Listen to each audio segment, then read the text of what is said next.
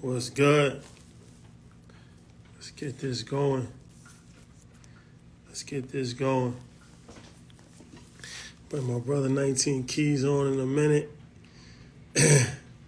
What's the deal? First and foremost, thank all you guys for your support this year. It's been amazing. It's been an amazing run from the beginning of the year to now, but especially the last 3 months, man. We've done so much, traveled all around the world, hit all major media outlets. So we don't take it for granted. So thank you guys so much. Appreciate everybody spreading the word on us and everything that we had going on this year. Um, yeah. What's up, man? What's up? What's up? What's up? Let me wipe off the. All right. We live in vision. Yeah. And I was just thinking to people, man, it's been a hell of a year for everything, for all of us. So definitely don't take the support of the people that have championed us from day one for granted. Don't take it lightly. And, it's a testament to the power of the people to see, everybody rise in such a historic manner in a very short period of time. So extremely humbling experience. I echo those same sentiments, man. It's been a beautiful run this year, a marathon, I should say, actually. It's been a beautiful marathon, and you all have made it possible. You can stand and shout the truth all day long and educate people all day long, but if nobody there to listen, you ain't really getting no work done. So it's the people that make this possible. That is a fact. That is a fact, my brother. All right, so let's get into this, man. State of the culture. Let's State go. of the culture. We might have to make a show out of this. I think so. I think this is what the world needs. Like, we come in and dress the culture every so often, but more often than not. Yeah. I think this is the fourth time that we did it. And it's always interesting. It's always new topics to talk about. It's always spirited conversation. So I felt like, this is a great time. End of the year, final call for 2020. Yeah, end of the year. Only a week left. That's it, man. End of the year, beginning of the new year. And, we did a lot of legendary things this year. Most recently, let's start it off here. Most recently, we were on Drink Champ. Shout out to Nori. Shout out to DJ. Shout out to Nori. Shout out to the family. Shout out to the whole family. So that was a legendary situation. 4.5 hours. Shout out to the people that made it through. Yes. Watch it over the Christmas break. But this is extremely important because, I read a lot of these comments. And, some people thought that there was some level of issues between yourself and I on the programming. I think it's important to have a conversation about that also, because as we spoke about before, I don't think that people are used to strong-minded people that may have different views on things. It doesn't necessarily mean that there's a problem, that there's an issue, that there's, sneak dissing or beef. Like, I literally talk to this guy every day, every single day. So, but like you said, as our culture, conflict resolution is something that we lack. Just normal dialogue is something that we lack. And it doesn't always mean there's a problem or there's a fight. So I think this is a good topic to start out on. Yeah, I mean, like you said, we talk almost every day. Man, I probably talk to you probably more than anybody at this point. And, it's especially important to talk to people who have differences in perspective. Right. And I believe that's probably why we talk so much, because there's growth when you can have differences in perspective, but when you respect each other. Right. And I think that we live today in a time where people are always looking for somebody to reinforce their beliefs. Right. And that's because a lot of people are not comfortable with their belief system and what they actually believe, because people are kind of getting secondhand beliefs now. You've seen an opinion on social media, but you never actually thought for yourself. We both have strong opinions because of our experiences, which shape our perspectives. But when I listen to my brother, let me go ahead and set this down. It's getting hot. when I listen to my brother Rashad, man, I listen to him because he has a perspective and an experience, and wisdom and knowledge, right, that I respect. So I'm not listening, or as they say, when you listen to somebody, you wait to speak. No, I'm listening to listen. I'm actively listening because I respect his mind, right? And I know that what he's done with his mind, he's shown a level of success and an example of that success. So therefore, when we on Drink Champs or we anywhere, that really is the power of how men supposed to be able to speak. You understand me? Like, we can joke with each other, we can have differences of perspective, but that doesn't go beyond that intellectual realm. That's building, right? And so a lot of people are used to, once they're done having a intellectual build and they're on two sides of the difference, now they're in their emotions.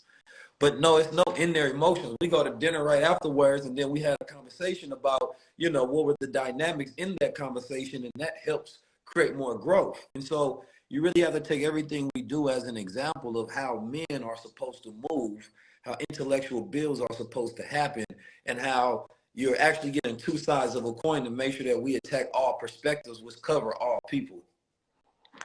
Yeah, and I think that's, once again, that's extremely important, because it's like we're so conditioned to think problems. That's the first thing. Is like problem. Shout out to Joe Button, episode out right now, and I love Joe. Joe, like, that's my guy. Like, I love Joe. The Podfather. He said something during the episode that was interesting. He's like, every time I see y'all, I'm waiting for it to happen. And I'm like, what you mean? He's like, I'm waiting for it. I'm like, what you mean? So I understood what he meant. He meant he's waiting for dissension. He's, like, within the ranks, somebody, coming out, and there's beef and there's issues, and he's like, it's only a matter of time. It's gonna happen. And I'm like, but does it have to happen? Like, it no. Don't. Like, you know what I'm saying? That's part of the shift, like it not happening. And then you got to think about it, like, I've been in many different type of relationships and partnerships in business realm, and working to put people on and creating camaraderie and collaboration. But all of our current collaboration, relationship, and build is after that. So it's the experience that I learned from that, and I take that with me. I don't look at it like, oh, now I can't do business with nobody. It's like, no, I take that wisdom and that reflection of the past lessons, and I take that growth, and we build on from there, right? And me, myself, and you're just like myself. You can have relationships. You're the type of person that's going to know everybody, even if everybody don't know everybody. So you can be the person that plays the middle road, where it's like, bro, what's going on with this? This ain't even that serious. You understand me? And I'm that same type of person. The people that I connect don't always know each other, but I have a relationship with them, right? And that comes from me. I got, 6 brothers, right? 2 sisters, growing up in a big family, and growing up in the streets. I've always been used to being in large groups, right? Gangs of people, or being in a brotherhood within a nation. And so I've never had an issue of getting along with people. So you all may see me moving with different, people of different walks of life, but I can put on many different crowns because I'm empathetic and I have understanding, and I don't operate from a place of pure ego. You understand me? And I'm confident in who I am. So, Rashad can try to be as fly as me as he wants to. But at the end of the day, I'm going to put that crown on and I'm going to drip down on him. You know what I'm talking about?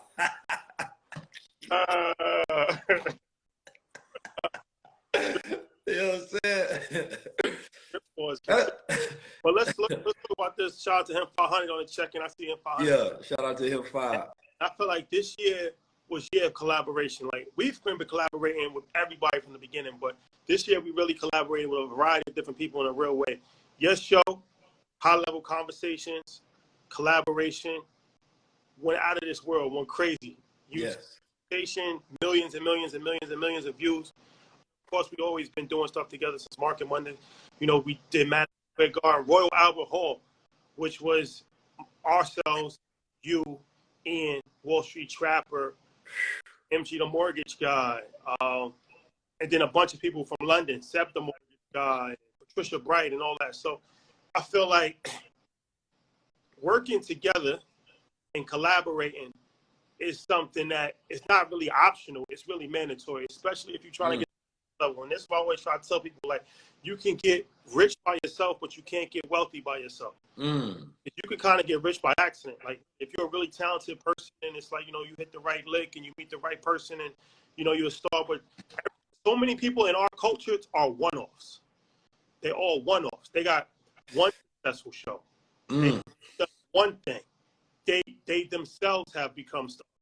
So it's like our goal is to create an ecosystem. So talk about that as far as like really trying to take it to the next level of business, but just the culture in general to really starting to hit those billion-dollar valuations. That's the kind of conversation that I'm into now in 2023 is like billion-dollar valuations, hundreds of dollars, different things of that nature. So it's like the only way that we can really do that is if we work together. There's really no other option.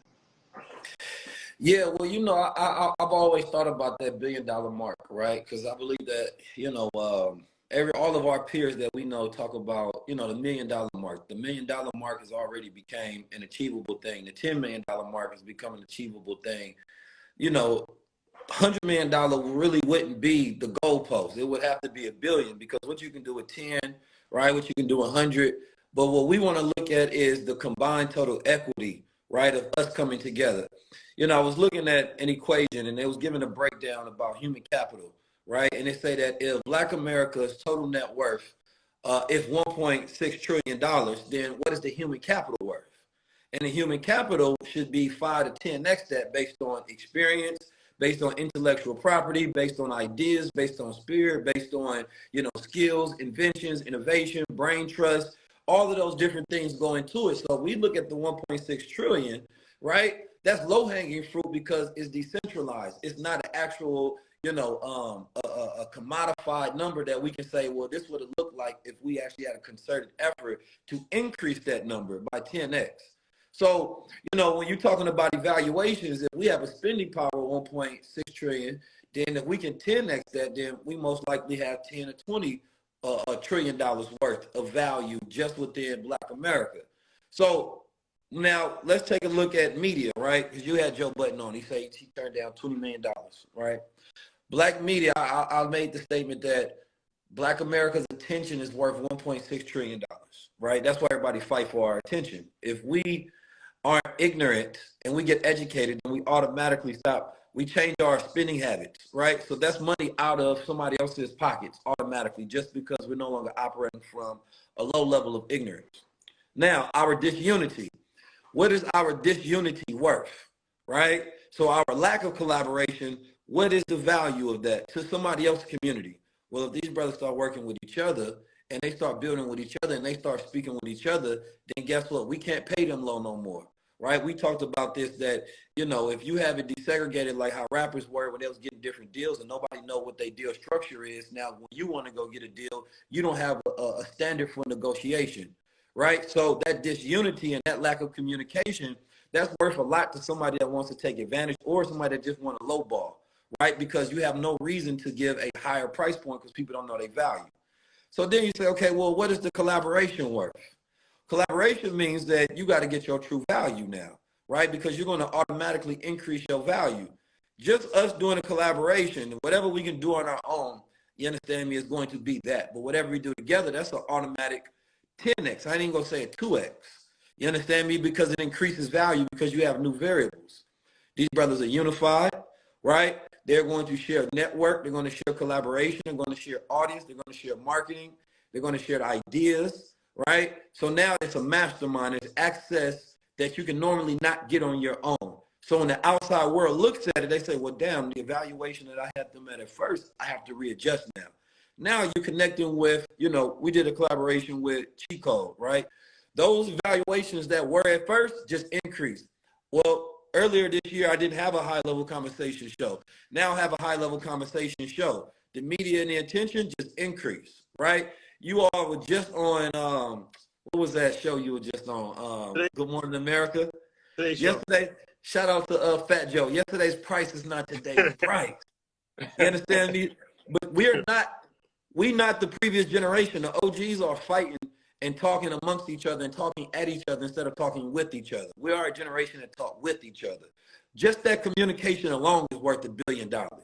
The goal of it is that it's a potential billion. So now it is our responsibility to say, how do we quantify that potential billion, turn it into projects? Within our Rolodex, we probably can reach everybody in culture, right? And people outside of culture as well. So now we're combining our context. Now we're having conversations with each other. Now we're in the same room and we saying that, listen, you know, I can leverage your arm of media for here. I can leverage your business brilliance over here. I can leverage your context over here, right? So now you start to increase that pot of value every time we throw something else in there. So we already worth $1 billion. The question is how do we withdraw it? And we're going to withdraw it by creating, you know, a system, right, and a framework so that we can actually pull it out the system, pull it out of reality. You understand me? And so our collaboration is really worth way more than billions because, you know, when you talk about being able to influence Black America, being able to influence the world, sorry, not just Black America. We got Asians, we got Latinos, we got the people out of London, we got the whole diaspora, we got people all over the planet Earth that tap into what we have, and education is worth more than entertainment. So whatever you look at as, you know, the value of entertainer is, our value is 10x that, because what we're doing is a positive. What we're doing is creating social change. It's not a distraction. So not only is it from a standpoint of business more valuable, but from a personal standpoint, just you viewing us, you getting more value. Just the world tapping into us, we're adding more social change and value to the world.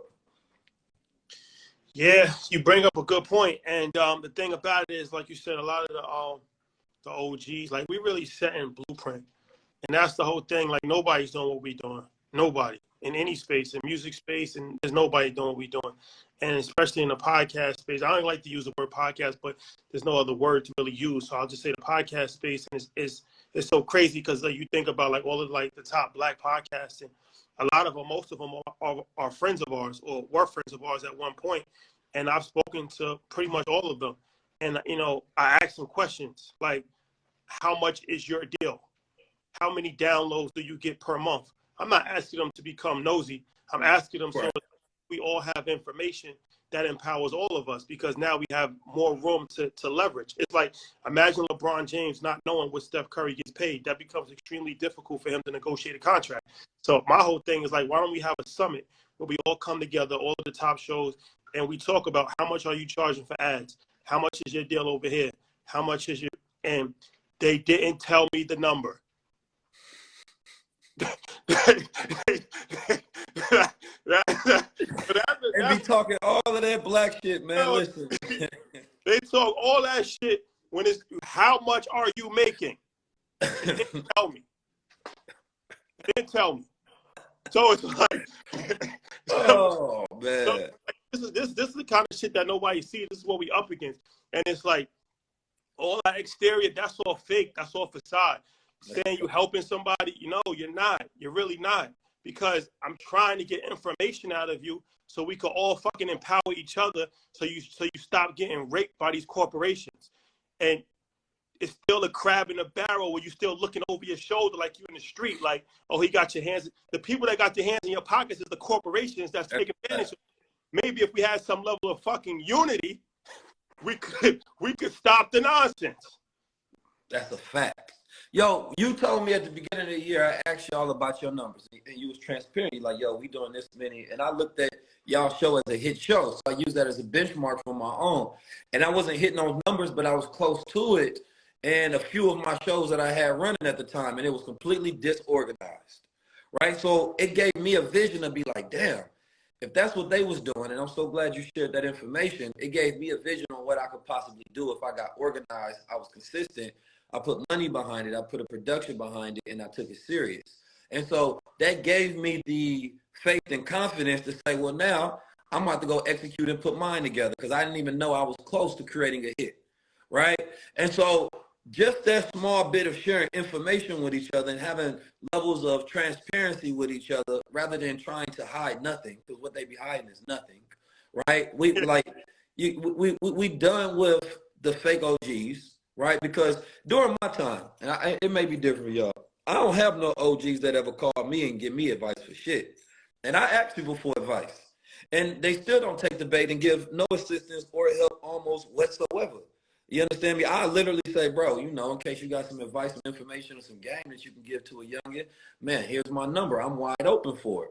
You understand me? But it don't exist because I grew up always seeing OGs, instead of them helping me, they always looked at me as competition, right? And unfortunately, we at this same stance where people look at each other as competition instead of an opportunity to assist each other, right? Like, man, we playing on the same team. You think we on different teams, but we not. It's just we on the same team, but y'all don't even fucking realize it, right? So imagine being in a basketball game with people that's on the same team, but they won't pass you the ball. Like, my assistants help you win the championship. You understand me? And so we at that stance right now where a lot of these older guys, and it's not like a young versus old, but it's the older mentality that they have, not understanding that it's more valuable sharing information than it is hoarding it. It's more value giving transparency and giving game because we elevate the entire industry, right? And it gives us more power as gatekeepers to decide what the value is, right? Rather than allowing somebody else to decide it and then them underpaying you because of the lack of communication, the lack of unity, and they can easily see it. They have a conversation with one person and they can tell you didn't talk to the other person. You right? So they like, yo, we're gonna offer you this low ball number. Well, shit, he must not have known what we just offered his partner. You understand me? Because he would have never took that, but shit, we gonna try him anyway. So they know we not communicating, and they know a lot of that, you know, fake talk that they see on the internet is just entertainment, right? But the reality of it is, when you get some young cats like us, man, we don't mind sharing the numbers. Like, I talk to him finally, I talk to Rashad, and I get real numbers, like real breakdowns. You understand me? I'm like, ooh, okay. So that put the vision in my head. That put my wheel spinning. But even more than that, willing to collaborate with each other. It don't be no ego shit. It be like, bro, I gotta connect. I'm gonna share this with you. Why? Because we already know we gonna do more together than alone. You understand me? Like, it ain't no reason that I would hoard any information from Rashad or anybody else in the space if you just ask. Sometimes we're afraid to ask each other because we don't want to reveal what we don't know. And then that's a big issue as well. Being ignorant for a moment is better being ignorant for a lifetime. You understand me? So the moment that you ask a question, you reveal your ignorance for a moment, but you're educated forever once you get the answer. And so we got to stop being afraid of showcasing our ignorance. You understand me? In order for us to get enlightened. I think in 2023, like, I really want to just change. I feel like we've changed culture a few times already, but really want to just change it again and get away from everything that we've glamorized for such a long period of time. Like, even like, you know how people do, like, they do location shoots. Like, they'll go to like the hood of New Orleans, or they'll go to like the hood of Mississippi, or the hood of LA. Like, any hood is like, yo, we doing like, you know, those like DVDs back in the days. Like, Yeah. Hood to Hood was one of them. Yeah, and they still doing that, and it's like, yo, we in the trenches of Cleveland, Ohio. I'm not showing you no trenches. Like, we're gonna show you, like, we're gonna go to East Africa. I'm gonna show you, like, India. Like, you know what I'm saying? Like, we're gonna go to the most crazy places in the world and show you the highest level of luxury, because it's like, what that does is just constantly bring you back to just negativity and nonsense. It's like, if one or two things, either you're in that situation, why would you want to be reminded of something that you're in? Right. Or either you're not in that situation and you're looking at that for entertainment. But why would you want to be entertained by somebody else's misery? Either way, we got to eliminate that. All that is dead. We're not even doing that. Like, I'm not, like, what benefit does it serve? Because it's not like you're saying you're in that neighborhood for any positive reason. You're in it to be like, yo, this is the trenches. They just got shot. This is where little old dog just got locked up last week. I'm gonna bring you to the Chinese store with the glass in the window, and you gotta put your money through, and it's exciting. And it's like, nah, that's not it. We're not supporting that. We're not doing that no more. Like, everything is changing in 2023. We're gonna change the whole aspect of everything. Because what happens is, what we do in America translates all over the world. So when you go to London, and it's like they doing their videos in the hood in bricks, and they doing their videos in the hood in Hackney, and they want to show the worst areas possible. And then when you go to Nigeria, and they want to show the worst areas in Nigeria, it's like, my hood is worse than your hood, and the hoods in America is not worse than the hoods in Jamaica. It's like, it's a race to the bottom. Right. It's literally a race to the bottom, and we're the only people that glorify having the worst environment. Like, it's like you're embarrassed if your environment is not the worst. Like, having the worst environment is not a badge of honor. So That's a fact. all of that got to be reworked, and it's something that hip hop culture is just repeating itself over and over again. So it's up to us to change the narrative on that, and then they just gotta follow what we're doing. And that's key what you said, and that makes me think about toxic blog culture. You understand me? Because that glorification and that capitalizing on our oppression is what it is, right? Like the hoods anywhere throughout the world is the reality of systematic oppression, right? It is, the result of a people going through oppression, being an economic oppression, and social oppression, and not having a proper education, not having proper, exposure, and not being in the right environments, and all of that is a system.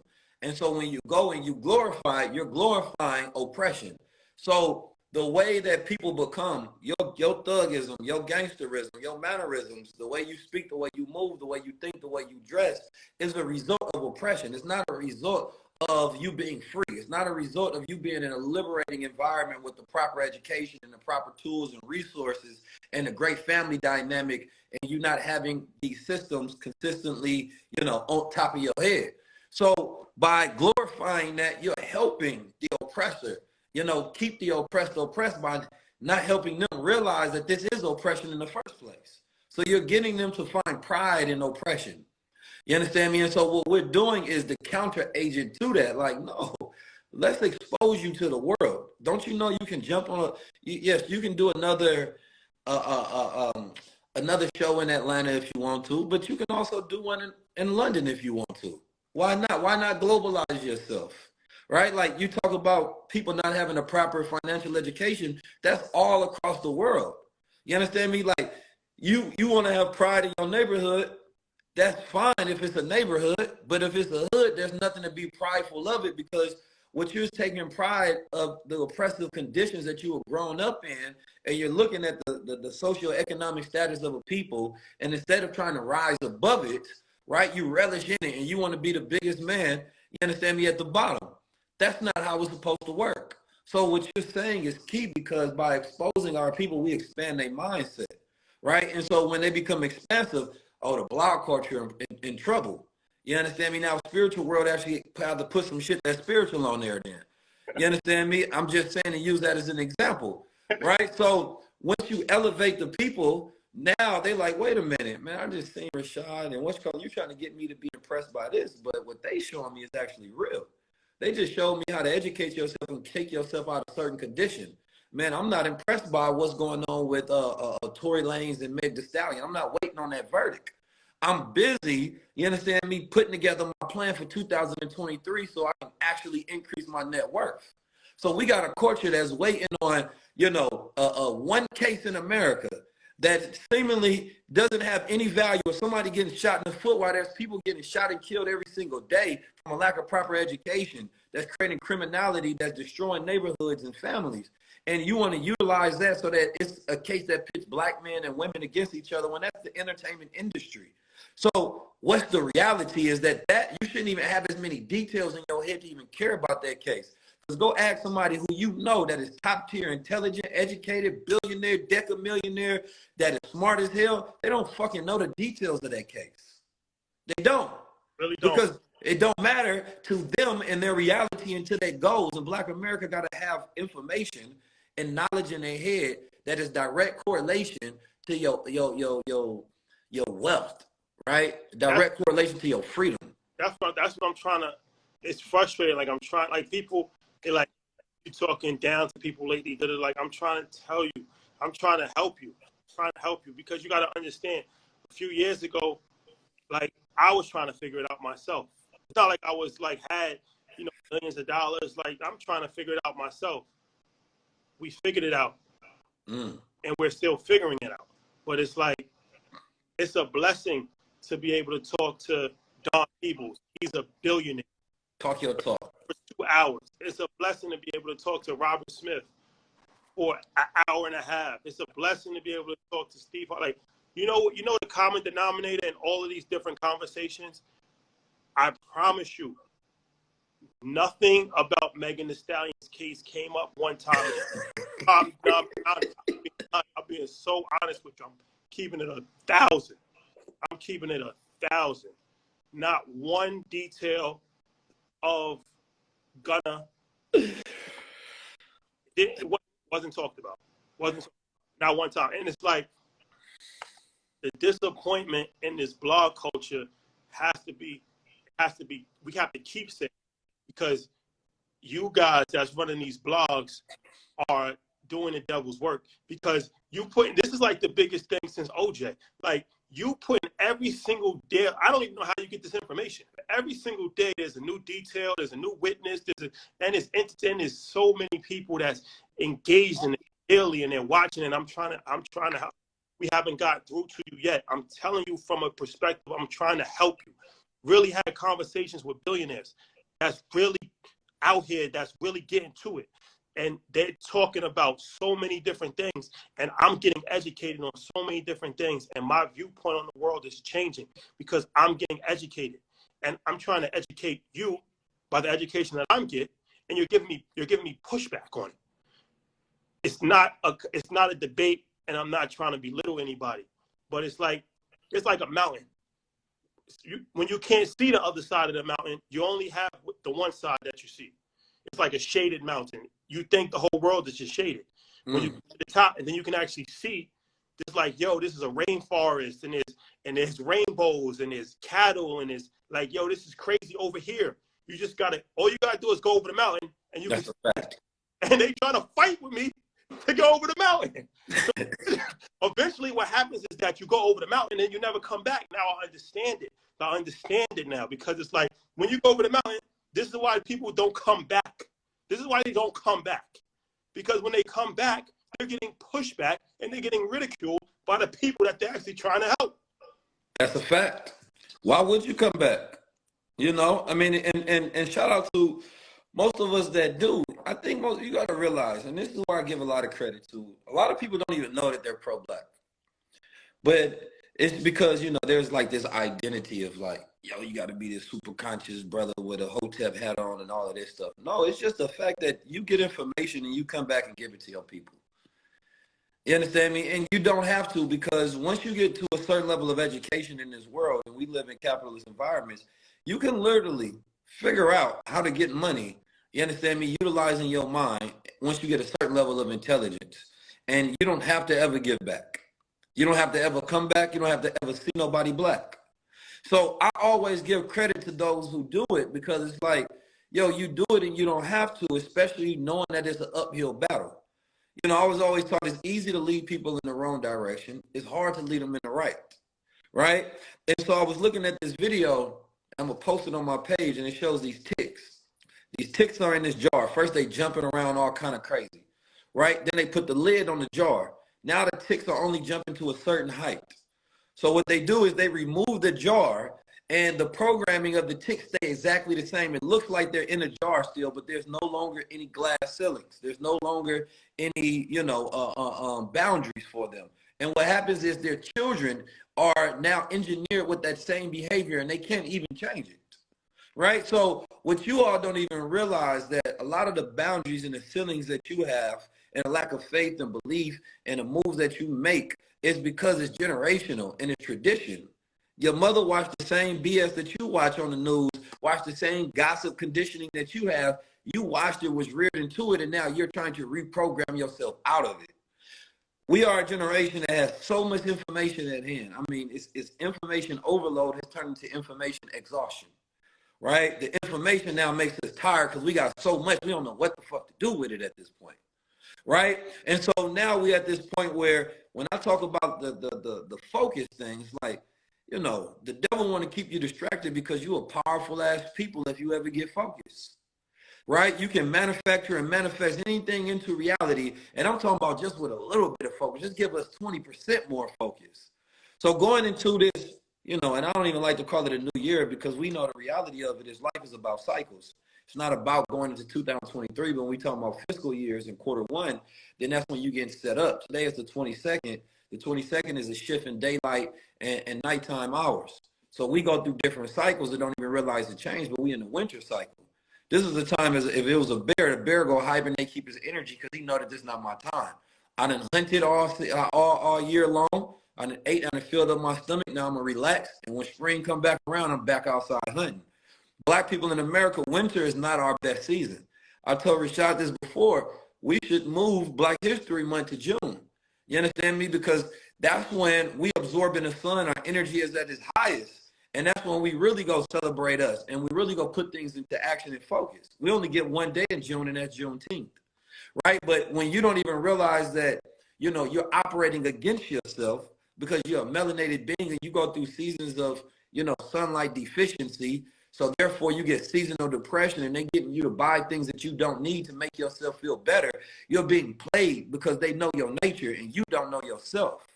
So somebody said, I didn't know it was that deep. It's always that deep. Otherwise, it's shallow. Talk to me, Rashad. Talk to me. Poetry. It's always that deep unless it's shallow. I like that. I have to steal that. Shout out to Toby on the check-in. One of my favorite artists who's changing the narrative. And hold on. Grammy nominated Toby. Grammy nominated, and he's a fashion icon too. I saw him in Milan Fashion Week. Oh, welcome to the club, brother. Oh, welcome to the club. That is a fact. You bring up a good point, and it's so much stuff that we don't even realize that it's so much trauma. And it's so crazy. I think it was Wall Street Trapper. This was a few years ago, and we was in one of my friend's house, and he was in New York, and it was Christmas around this time, and it was in Brooklyn.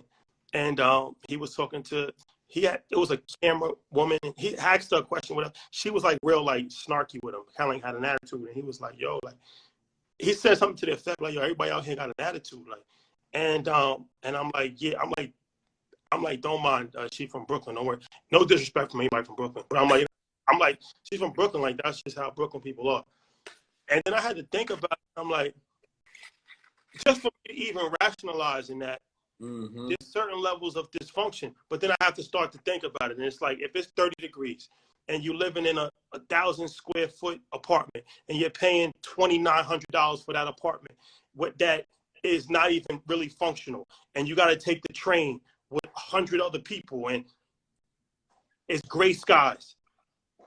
That starts to change the way that you actually think of life. And it was crazy for me. Like, when I moved to Florida, I went to prep school in Florida, right? So being in New York my whole life, and then at 17, 18 years old, I go to Florida. And it was bugged out when I heard people say, no, ma'am, yes, sir, how are you? Good morning.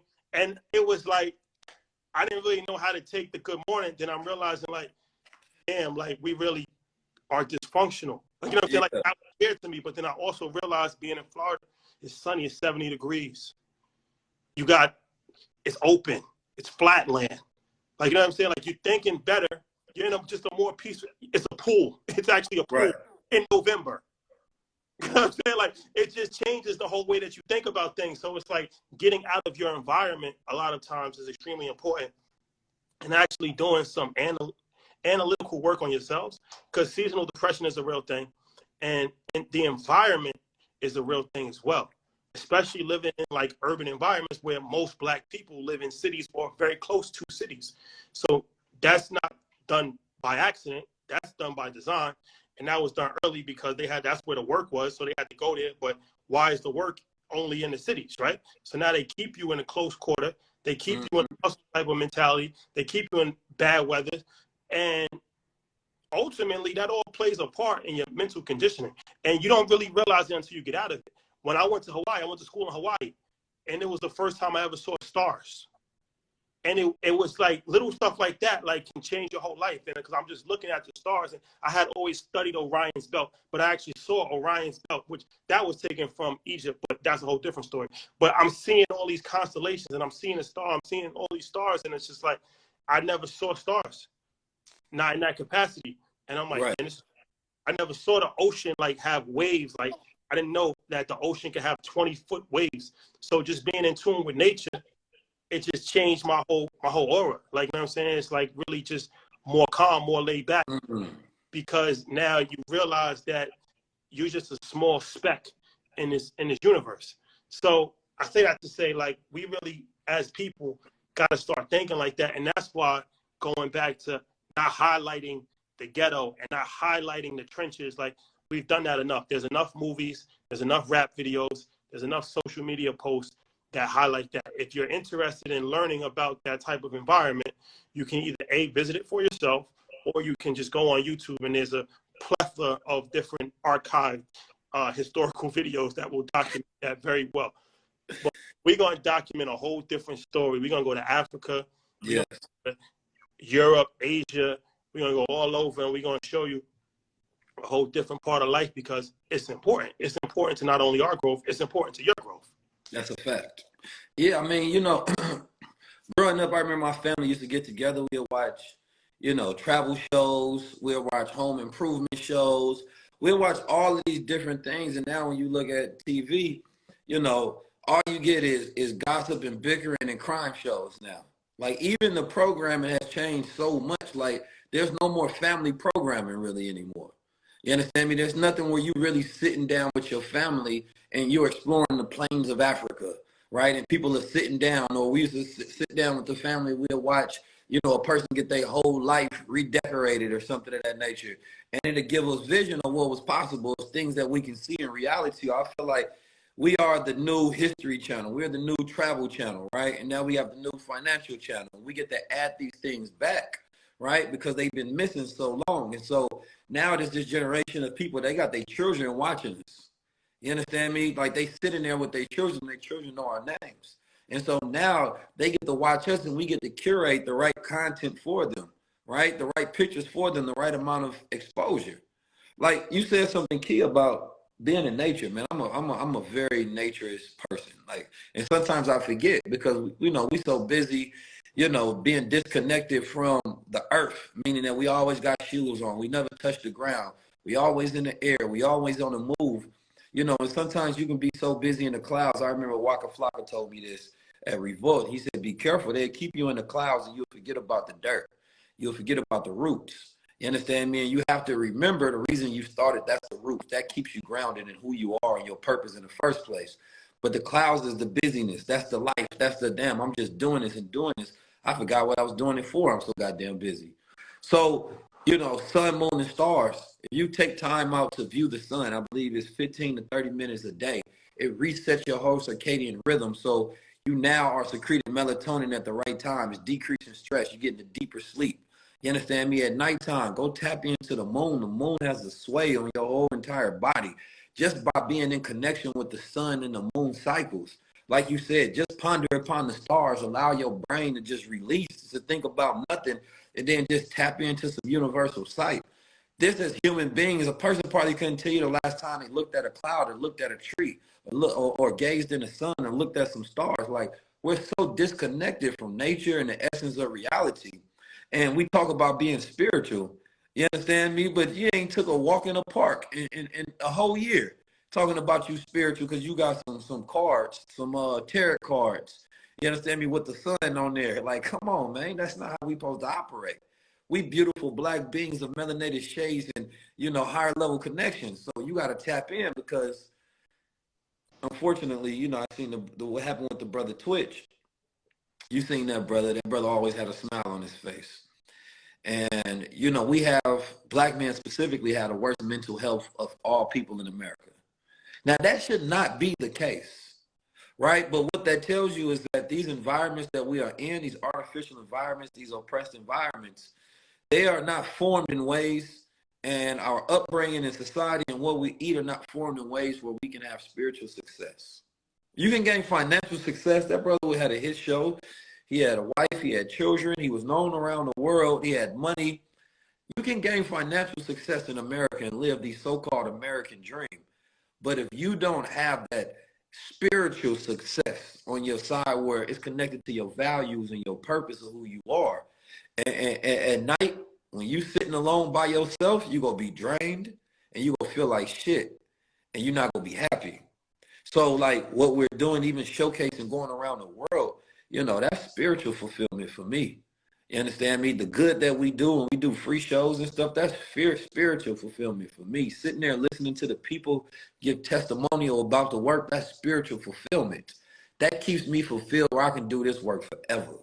So, we gonna get money because, we live in America and we got that money to get, and we got a billion out there with our name on it, a couple of them. You understand me? But at the same time, we have to replenish our spiritual billionaire cup at the same time. Yeah, and it's extremely important to all aspects of life in order, and even just going back to the mental health thing. It's a real conversation, and there's different levels of people that are struggling with mental situations, from seasonal depression, that's a mental situation, to being bipolar, to being schizophrenic, to to having deep depression, to having mild depression. Like, it's a variety of different things, and that conversation, I think, really needs to be explained to people a lot, because I think people have a high level of sensitivity to it. Even with the AIDS situation, I just feel like people don't really have a sensitivity for something unless they actually experience it, or they know somebody that experienced it. But it's a real situation, and it's crazy that people don't really even think that it's real. They're like, well, that's not an excuse. Right. It actually is. It's actually a perfect excuse. Like, it can be an excuse for murder. Yeah, it makes no. When I hear people say that, it's triggering. When they like, yo, I don't want to hear about mental illness. That's not an excuse. It's actually a perfect excuse. It's actually a perfect excuse. If you're not in your right mental state of mind, you can't make sense out of nonsense. It's like you trying to argue with somebody that's not mentally stable, and you trying to have a rational conversation with them, and then you mad because they're not they're not supposed to have a rational conversation with you. They're not mentally stable. That's the whole point. That's the whole point. That's a fact. And it's like, by not having the sensitivity and not having the understanding for it, that's actually making it worse, because what it's doing is making it a stigma. Now people don't want to get help. They don't want to accept that they have something that might be wrong with them. Society is going to look at them different. So words are very powerful. So just be careful when you speak, because it's like you might think, I only got 1,000 followers. Well, 1,000 people is a lot of people. Like, just think if 1,000 was in front of your house right now. That's a lot of people, right? So just be careful with your platform, because everybody always tell influencers or celebrities like, yo, y'all got a platform. Oh, you have a platform. You have a platform also. So what's your responsibility? And this goes back to what I was saying about Dion. It's like, yeah, we love to pass the buck and be like, well, these people got influence. Well, you have influence. You're like, well, my influence is not as big as your influence. Well, my influence is not as big as Kim Kardashian's influence. I still have an influence. So it's like we could keep passing the buck all day. Like, right. There's always going to be somebody that has a higher level of influence. There's always going to be somebody that has more followers. But what does it have to do with your following and your influence? And I think there's so many people, if people started to really think like that and really started to look at themselves in that light, then they would be more careful of what they say. Because we live in a culture now where people just feel so comfortable saying anything. And I always say, especially the men, I get more disappointed with men than women, because I can never understand. You have a mental illness if you're a grown man and you take time to write on a post on a person that you never met in life, and you're writing 3 different paragraphs on that post, and then you're responding to somebody on that post, and you haven't paid your light bill. You have a mental illness. You're not mentally stable. If you're doing some silly shit like that, I don't know how to do that. I don't know. Robert Smith's not doing that. You know what I'm saying? I'm not doing that. Hey, y'all, these people really do be having some, that's one thing I know 100% for sure. A lot of you all have mental issues and you're not dealing with it. No, the comments I see are, I seen a brother that was arguing in the comments, telling other people I'm not from Oakland. He was like, I ain't got no pictures with him. He ain't from Oakland. And I just had to laugh. It's like, now for me to respond to that would make me have mental issues. Because now I would be responding to somebody's delusion versus me actually knowing the reality. Right? So it's like somebody trying to tell you the sun don't exist while they're shining on your face. It's like, come on, brother, I'm not even gonna have that argument, right? One's reality and one's complete delusion. So it lets me know that there's something off in the mind. And so, unfortunately, especially since we have large platforms now, you know, there's so many people that we get, and when you talk about the percentage of people that do have mental illness, that's going to be a percentage of our following, right? And so I'm sympathetic and empathetic to that, of just being cognitive of the fact that, yo, you know, I'm not mad at you because, you know, you just may be walking around undiagnosed. You may be just looking for attention, and I might not have that attention for you, but it's like a child that acts out. You know, that's the only way you can get your parents' attention or society's attention. You go act wild. So, you know, a lot of times they treat us like they OG, they treat us like they pops. You understand me? Because they may have not had a father that challenges them. They not have a father that sit them down and get them straight. So I get that. You understand me? But you got to understand, I can't always deal with my kids. I'm busy. You understand me? So, like, you got to relax. Crazy. But it's also some level of ground rules. Like, this is state of the culture, right? So there's some level of ground rules that has to be laid for the culture. Because part of it is mental illness, but also part of it is just there's no level of ground rules that were set for these people to follow. So it's like when I see men arguing with women on social media, when I see men commenting, going back and forth whether gun is a snitch or not, and then like, yo, I just did 8 years in jail, so I know the paperwork, and then they going back like, yo, it's just like, part of it is because the culture has become so freely, just anything is permissible. Anything is permissible. There's no boundaries, and everybody just feels so comfortable speaking. And this is why, like, if you ever been around, I don't really, it's ironic because I talk for a living, but I'd rather not speak because it's like I don't always have something to say, and I don't want to just talk just for the sake of talking. Like, I'd rather actually listen, observe. If I have something I need to say, I'll say it.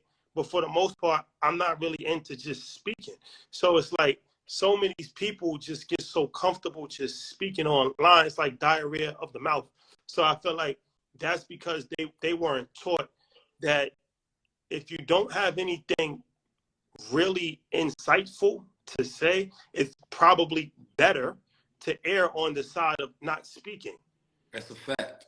I've learned to, you know, especially when it comes to communication, you have to understand words were never meant for lies. Words were never meant for entertainment. Words were never meant for idle conversation, right? Like, when human beings was developing their ability to communicate, it wasn't so that they could gossip, right? It was based on survival of them trying to get messages quicker to each other, because at first they were doing sign language and drawing symbols and doing all this sorts of thing. And, you know, it was a point in time in history where every man couldn't speak language, right?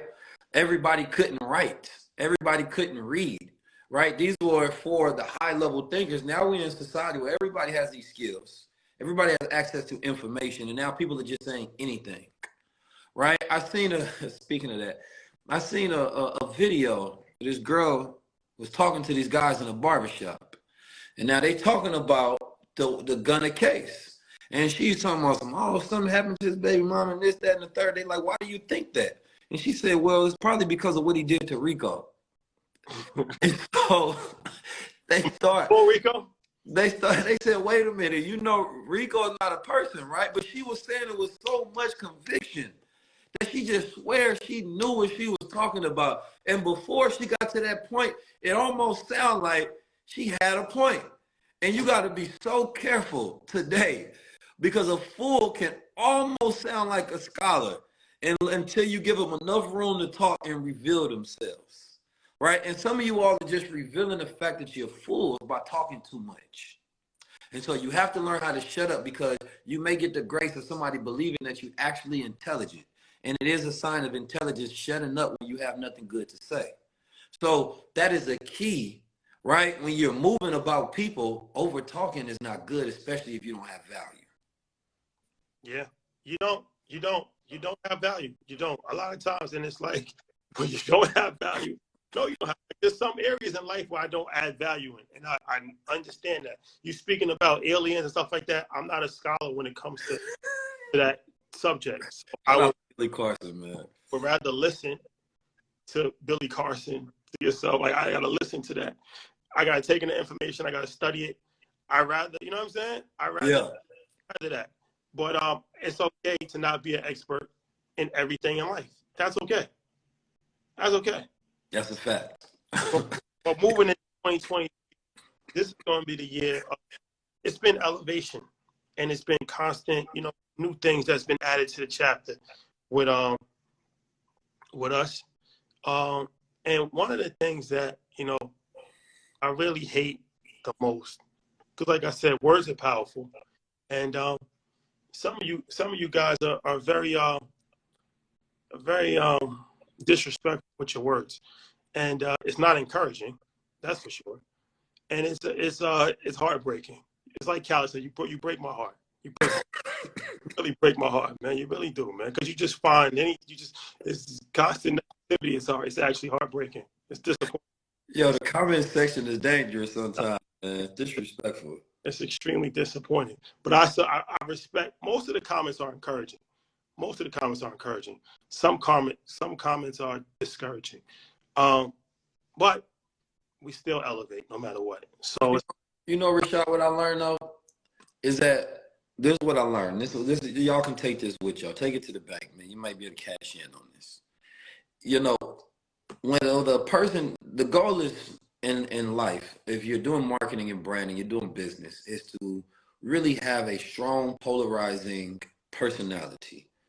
When I used to look at my YouTube, I used to see 100% likes. I didn't see no dislikes, no nothing. And it actually let me know I was doing something wrong. I was being too safe. You don't want people, if you got, in relationships, you don't want people to just like you. You want people to love you, right? People that like you, you just okay. We can forget people that we like, because now you're just in the realm of you're not disappointing me. You're not showing me nothing new. You're not showing me nothing special. You're not saying nothing I never heard before. It's like a girl she's pretty, but she's not gorgeous. She's not really standing out. That girl, the ugliest chick you ever seen before, and the most beautiful women, you gonna remember both of them. You understand me? Now, here's the thing about creating polarization. I ain't never heard nobody say it like that, but interesting take. That's an interesting take. But you got to remember, as long as a person has hate for you or love for you, they have feelings for you, right? Hate and love are both strong emotions, and they're both feelings. The goal is try to get, whether it's a brand, whether it's a business, whether it's your personal branding, is to get people to have feelings for you. If you don't feel anything, if you just like me, that's not no feelings. You just dislike me a little bit, that's not no feelings. But when you see something, then you hear something he said, man, I hate Rashad. Well, now you just caught feelings for me, right? Oh, man, I love Keith. Now you just caught feelings for me. Now, that feelings is actually convertible. You understand me? It turns into views, which turns into money. It turns into, multitude of different things. But if you just like or dislike a person, how many people that we passed up, how many posts we passed up, how many personalities, how many businesses we passed up, we liked them. You know what I mean? We might have disliked them, but we didn't have any strong emotional connection towards them whatsoever. And so the most special people in the world, we either love or we hate. You understand me? And sometimes we hate that we love them. You understand me? And we hate that we hate them. Right? This is why Kanye West, he's either hated or loved. The Kardashians are hated or loved. Trump are hated or loved. Right? Obama is hated or loved. But these people have things in common: success. Right? And so I just take into factor now, I'm not even trying to be liked or disliked. I want to be hated or loved, because I'm trying to get you to have feelings for me. So you have to be careful the things that you have feelings for, because you may think you hating on somebody. Right? Same thing, a person thinks they hate their ex. No, you just have feelings for them, but there's negative feelings and there's positive feelings, but it's still feelings. So there's 37 seconds left. So before they cut us off, hate is a form of confused admiration. And I say that to say, watching the growth as far as being able to start a media company, being able to educate people, being able to get live event space. The next phase that you're going to see is the professional phase. We got, this is the investment banking phase. This is the real estate mogul phase. So it's called Stay Tuned Alert. Stay tuned.